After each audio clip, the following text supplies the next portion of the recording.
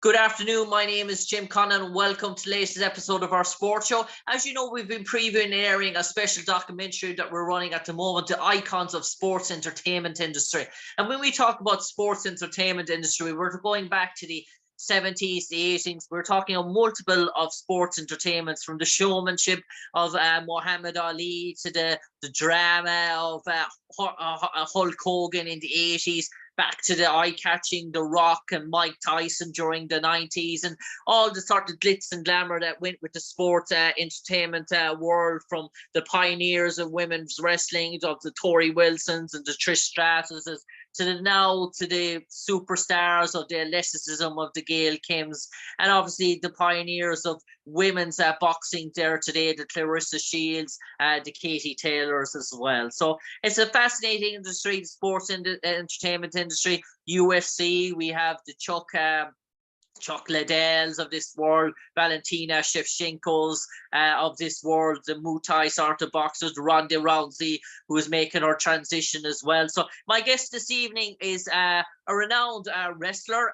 He's competed all over the world, really, in terms of wrestling. He's competed in the US, he's competed in the UK, he's competed in Japan. He's competed in a variety of companies. He's competed in TNA. He's competed in Ring of Honor. He's competed in WWE. He's competed in Next. He's been a tag team champion. He's been an X Division champion. He's been a producer in the Next brand. And now he owns and promotes his own company, the one and only Brian Kendrick. And Brian, starting off, growing up in your household, was it a household of maybe 3 or 4 boys that grew up in the early sort of 80s, late sort of 90s, as such, that cable TV, Saturday night, turn it on, see Hollywood Hulk Hogan, see Andre the Giant, see Macho Man, see all the moves, entertainment, then go out the following day in the next garden and sort of get yourself all dirty, jumping over, knock each other to the ground, and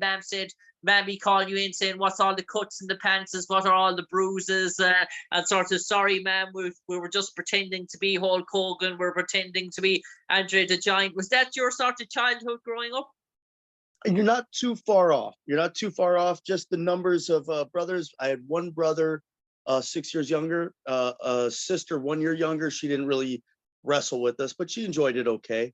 And then a bunch of friends in the neighborhood around the same age, and I wanted to be the Ultimate Warrior. Yeah. The Ultimate Warrior as such. And what sort of drew you to the Ultimate Warrior? Was it the sort of the backstory? Was it the design, the sort of costume, that Amazonian type look, where you with the Schwarzenegger type sort of look, where in terms of that? What sort of drew you to that guy in particular? I guess, yeah, it would be the Schwarzenegger look. Really, for me, my first thing I liked was He-Man. As a 5-year-old, 4-year-old kid, and the cartoon He-Man, and this is what a man is supposed to become.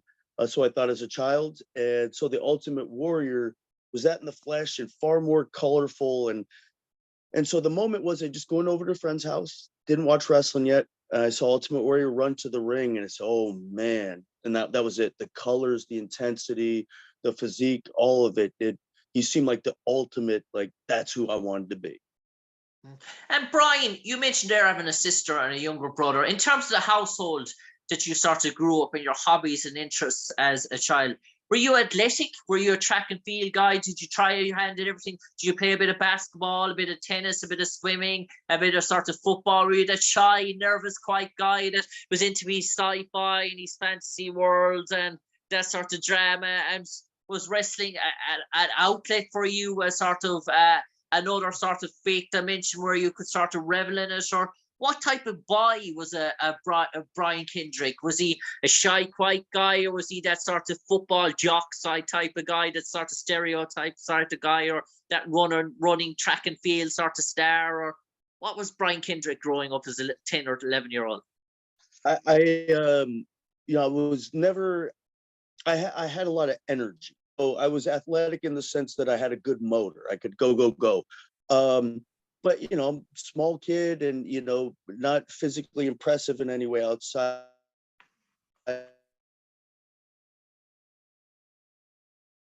motor. to me, I was very introverted. Enjoy time with them, laugh with them. Ultimately, I guess a kid with a out of place. I would listen to what my grandpa listened to, which was whatever it might be, Anne Murray to Louis Armstrong. Just an oddball, and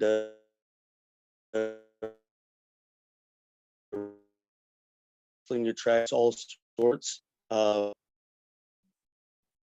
well, oddballs, and I was one of those oddballs. Brian, that's a sort of you're being a bit too harsh on yourself now. That's a sort of a fair sort of a sort of assessment. Were you academically bright in terms of sort of schoolwork?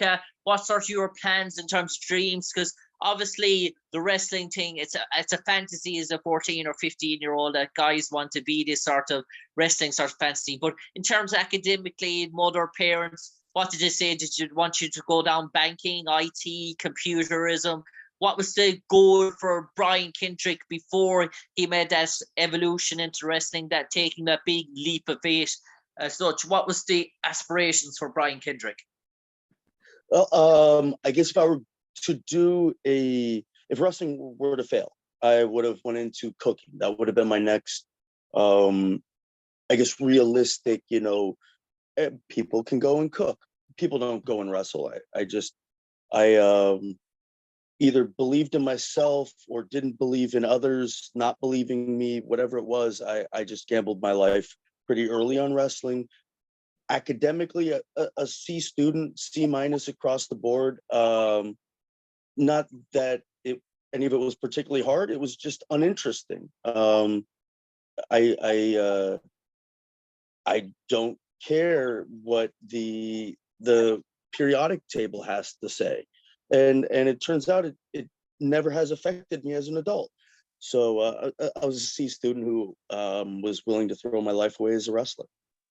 And Brian, in terms of that sort of early years and to go into the wrestling industry, you start at the very bottom. No one comes in unless they're a Hollywood movie star. Even Dwayne Johnson had to pay his dues right at the bottom before, and he had a great sort of father as well. But for people that don't have that ancestry or that sort of legacy in terms of wrestling starting off, it can be financially very, very difficult at the sort of start in terms of those early sort of years to sort of make a living, to put bread on the table, to pay accommodation, to pay bills, getting all the knocks and cuts, and then obviously you need to go into doctors, paying for doctors' appointments, the injuries and sort of stuff. Was there any chance where in the early years where you really were struggling to make a living, to put food on the table, or were you sort of lucky enough that you had that sort of financial cloud or that sort of bit of parents backing which you through those early years before things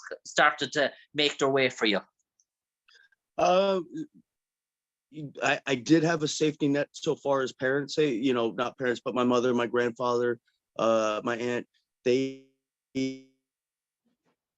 they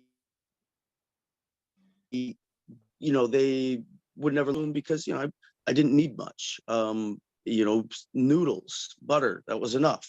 I think a lot of, I don't know how many people starve to death chasing their dreams.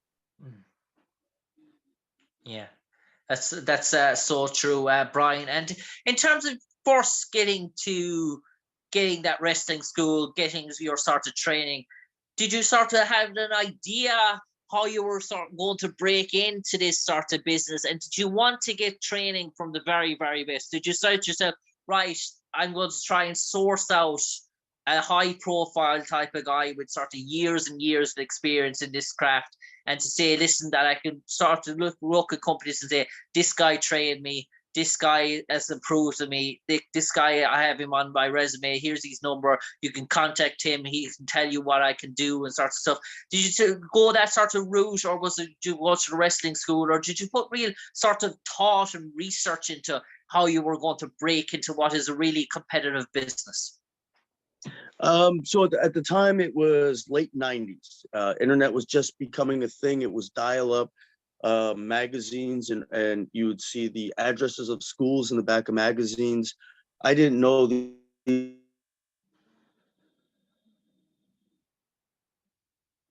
really existed. I didn't know how a coworker applied to a wrestling school. I went to a wrestling school, NWA Southwest. It's fine training, but I wanted more. After a few matches, I sought to seek out Jose Lothario, the trainer of Shawn Michaels. This was my fantasy. And as luck would have it, Shawn Michaels opened up a school as I started to look. And so I went to Shawn's school. I guess my plan is always just to go to where the work is. So from there, I took it as far as I could. I got signed to Memphis. From there, when I got fired, I found that there was a connection to Japan and California. And you just followed it. And that was my plan, just to follow it. No real plan outside of that. And in those early days, had you sort of a psychic, which not a psychic, but a sort of a buddy, a sort of a mate with you that you struck up a friendship from early on, and you try to follow that sort of path together, where you try to sort of, well, you mentioned Japan and you mentioned other sort of, or do you very much, was it a lone sort of pursuit from you from the off? I've always had friends along the way. When I got there right away, wound up being Brian Danielson. We both were from Washington State. We both started Shawn's school together. I had done some training prior to that at NWA Southwest, but he was equally determined to make this his career. So he would put in the extra hours as would I. We would push each other like that. And we went to Memphis together. When we went our separate ways from there, you went out to California, and I just always, you make new friends. Ultimately,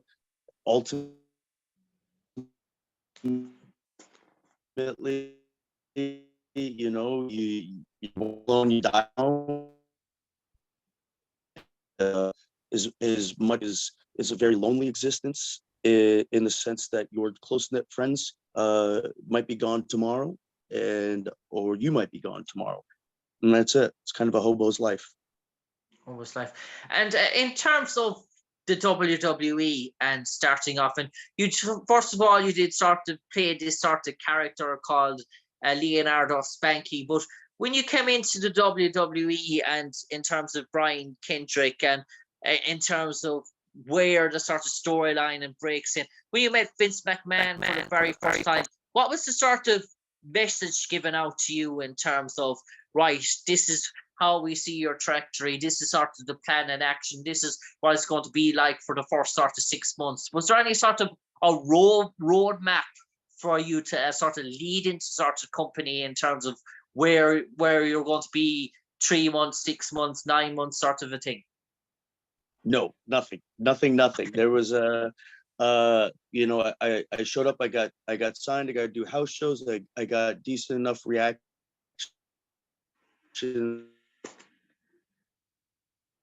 Being a small guy for Giants, they gave me a chance on TV, and gonna do this angle, this program. I've never been told what's gonna happen 2 months out in the entirety of my wrestling career. Anywhere I've been, I'm 43 years old. I've been wrestling for over half my life. Nobody told me I was gonna do next month, ever. Okay. And not that I'm calling the shots, it's just I've never been in the plans, the key plots. And in terms of Brian, in terms of striking up that sort of partnership with Paul London and that sort of tag team, in terms of studio writers, what was it you guys that came together and say, listen, we want to sort of join forces, we think we might be a good team together, or were you pitted together without you sort of knowing? Or was it come to you and said, listen, some studio director or producer came to you and listen, we're going to try you two guys together, we have an idea of putting you together, and it was like, okay, we'll give it a go, see how it goes, that sort of thing? Or was there actual thought put into London and Kendrick?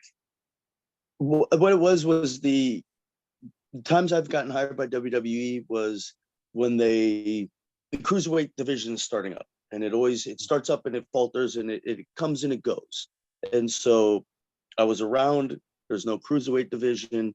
I reached out to Paul London, who had just recently been signed, and we'd known each other from the Indies. And hey, do you want to? What do you think about being a tag team? And he'd only been in Louisville for a little while, but of course he wants to go up to TV. And so I pitched it, and they gave us an opportunity. I wound up quitting not too long after, but then Paul joined found success with a tag team with Billy Kidman, as well as Cruiserweight success. So wound up working out real well for both of us.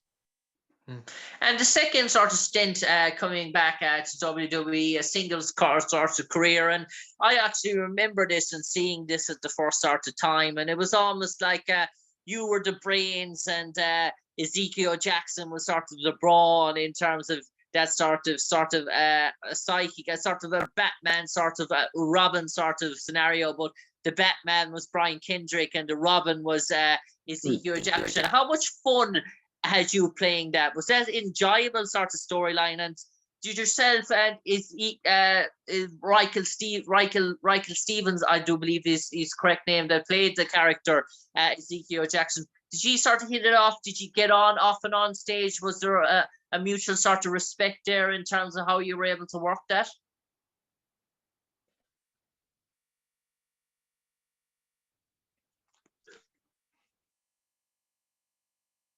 Level of respect he had or anything like that. I didn't choose him because of that I was going to learn anything from him as a wrestler.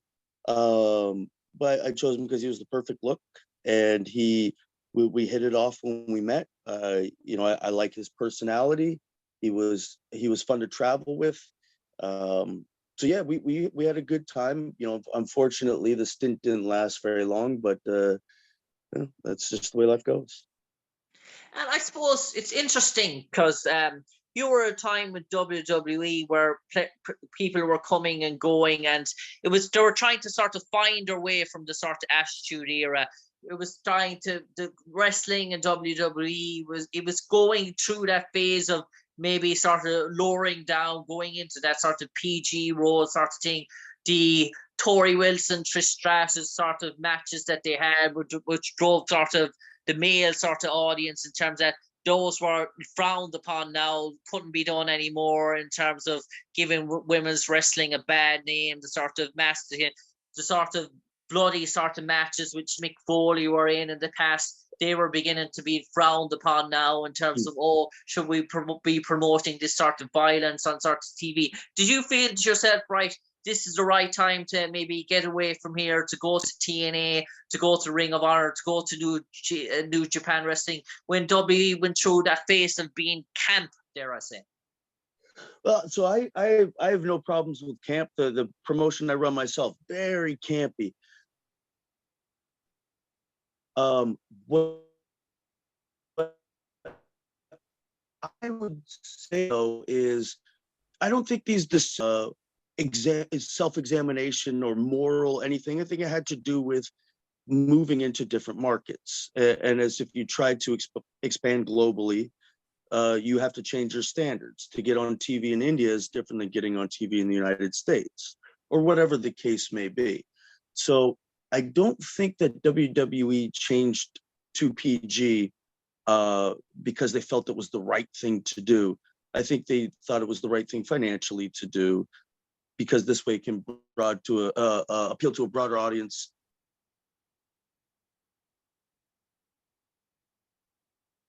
Not only in places where it is, but now they can, where they wouldn't be allowed to, the kind of programming they had before. And your time then coming to TNA, obviously, and you went here in the sort of infancy as well, and young AJ Styles, Samoa Joe, Frankie Kazarian, Christopher Daniels, Bobby Roode, sort of James Storm, these were the sort of next sort of generation of wrestlers. And TNA really sort of took off, and maybe it had the talent, as most people say about TNA back in the days, it had the talent, but probably didn't have the management infrastructure behind that to go with that sort of talent. It was sort of rich with talent in terms of wrestlers at their disposal, but probably not the brains or the financial acumen in terms of at board level to sort of run it. Do you feel that maybe it was a missed opportunities in terms of TNA, because you look at some of the guys and what they have gone on in terms of their careers today, and it's sort of jaw dropping. But could it have been what we see in AEW now? If TNA had the management that AEW had, could TNA have really gone on to rival WWE? Well, I would say what they have is that's a really hard task, right? And to say that AEW has succeeded where TNA has failed, that remains to be seen. TNA is still around in some fashion. And to think that the reason that AEW has this success is because of management, not deep pocketbooks that can get stars pilfered from other places, and then as well as some really good scouts to find some young talent. And what I feel they do is they have their finger on the pulse, listening to fans. But I don't know if that means it's going to be around in 5 years. I think Impact was a success. It's just a failure when compared to the WWE, which is such a machine. And I would say this: I would say that if you were to take that TNA roster that you mentioned and gave it to Vince at the time, and it was run by WWE, I think that roster would have done quite well. I do think it was a management thing. I think that the McMahon family have got it down to a science. They are pro wrestling. So I think anybody trying to sustain uh,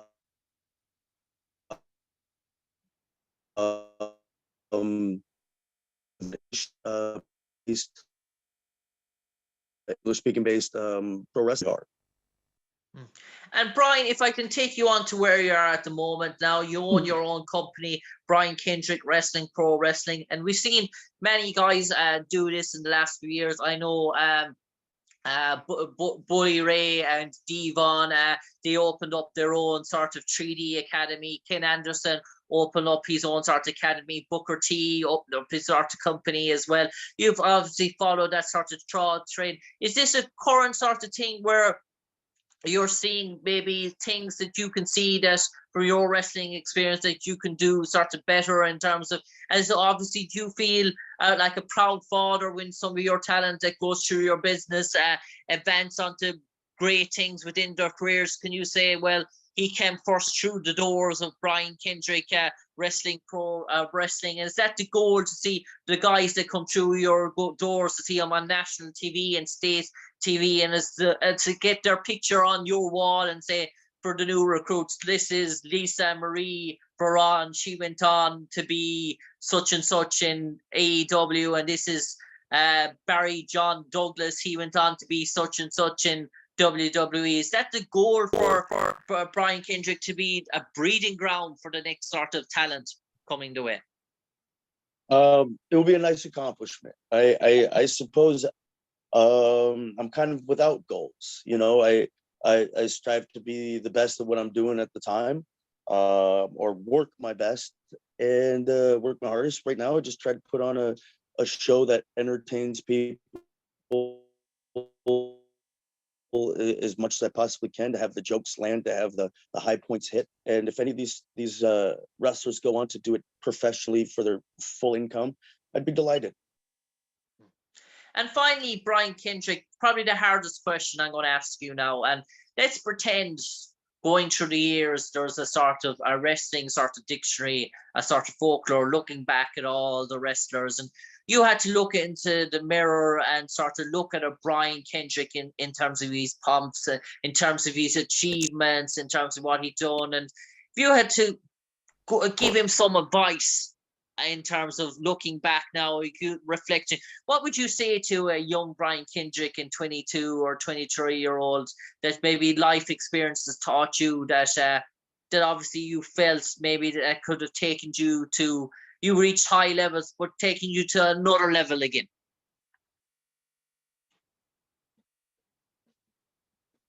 I guess if they were, I wouldn't give the advice to me, because I don't want to change my life. If there's I'd be happy to help kids learn from my mistakes. I don't wish I was in AJ Styles' shoes, because this is the path that I'm supposed to be on. But what AJ's done right, what all these guys have done right, where I've failed, what I would tell them is, a few things I already do live by. You can't allow yourself any excuses. You have to put in the work. But what I would tell young me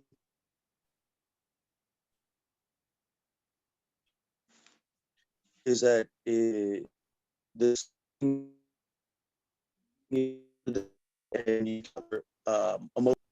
for me, my attitude, hubris, all that had led to downfalls over and over again. I've had to pick myself up and start over several times in pro wrestling, and sometimes it's because of